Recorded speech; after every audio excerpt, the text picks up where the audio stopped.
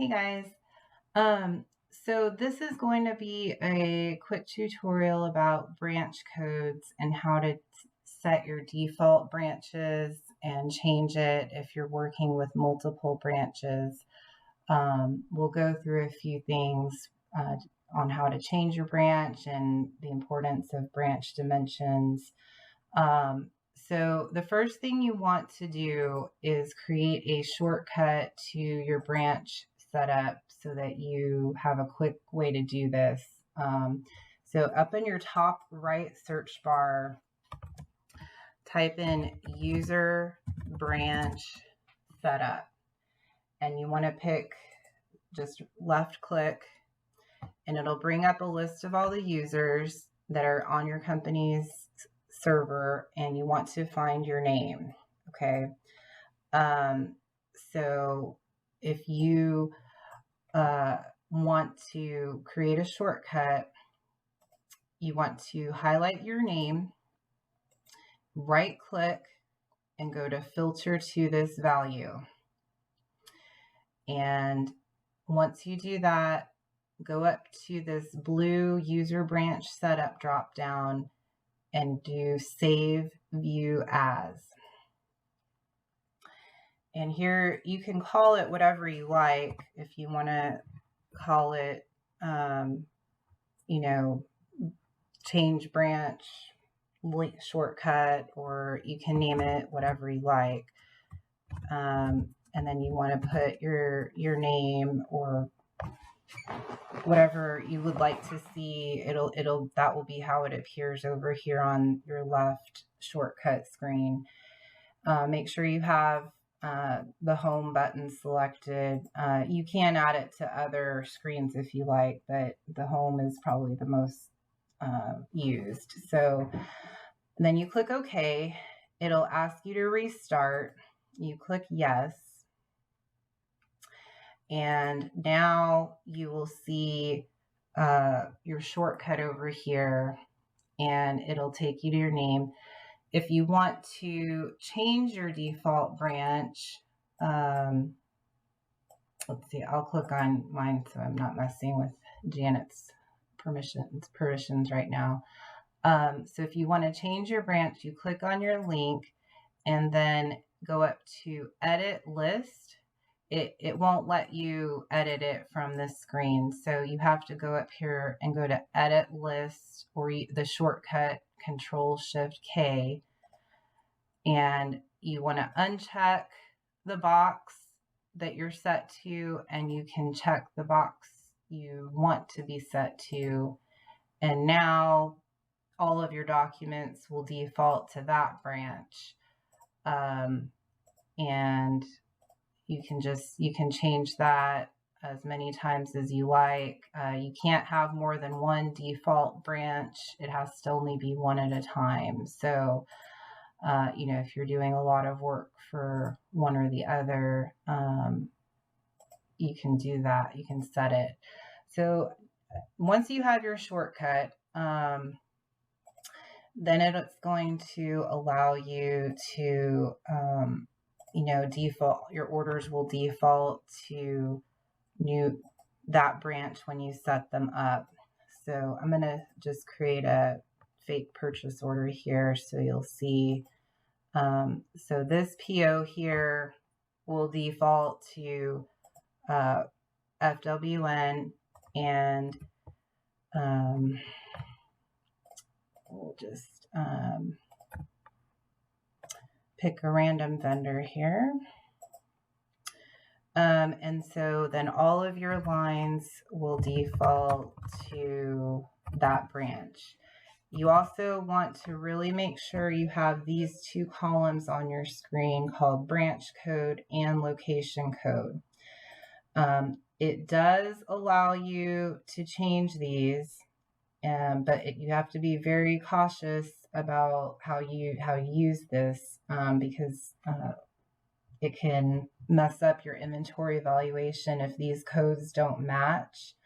For example, you should not do something like this where you change your location. If you do that, you have to make sure you also change the branch code, because if you receive something into the Mishikawa location, but the branch code is Fort Wayne, then Fort Wayne is going, all of the value, or if it's a sales document, the revenue is going to go to the branch code, but the inventory will be coming out of Mishikawa. So you never ever want to have a mismatched branch and location code. It needs to either be one or the other. So you have, MIS, MIS, or Fort Wayne and Fort Wayne. When you're in a document, if you need to verify, if for some reason there's a situation, your branch code is right here for you to verify. It's under the invoicing details. And then the location code is down here under shipping and payment. Occasionally, if you're creating a PO that's a Fort Wayne PO, you're buying this for Fort Wayne, but there may be situations, for example, you're ordering this for Fort Wayne, but you want to have it shipped to Mishikawa. So in that case, what you can do is you can change your location code only down here, and it's going to pop up a warning that you've changed your location code, and you have to review your purchase lines. So you click OK, and you want to hit no. You don't want to change your purchase lines to the branch you're shipping to. But in this situation, you're ordering this product and it's going to go into Fort Wayne inventory, but you are direct shipping it to a different location. And, so this could, if you have a customer that you don't have stock in Fort Wayne, but it's a Fort Wayne sale, and so you can have it shipped to a Mishikawa for the customer. There's just a number of situations. So you can change the shipping location, but do not change the purchase line locations.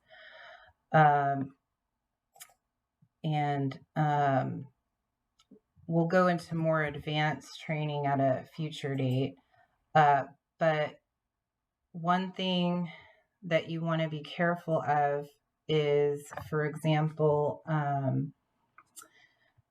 let's say I'm sure several of you are going to be changing your branch frequently, like I do. And so throughout the day, you're constantly changing your default branch.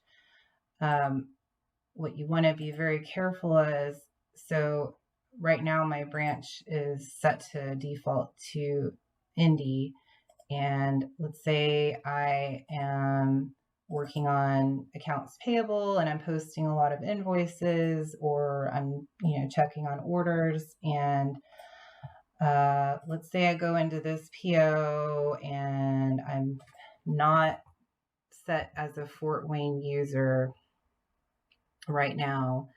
So let's just say I add freight, and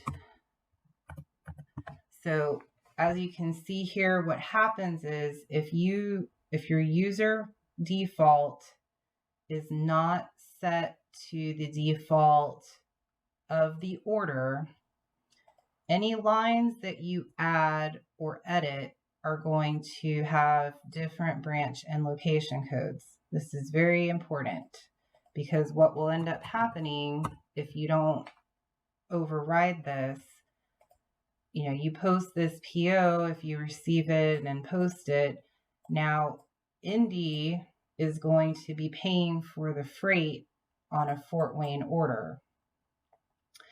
And if it was a sales document that this happened in, then Indy would get the credit for the revenue for a Fort Wayne order, or vice versa.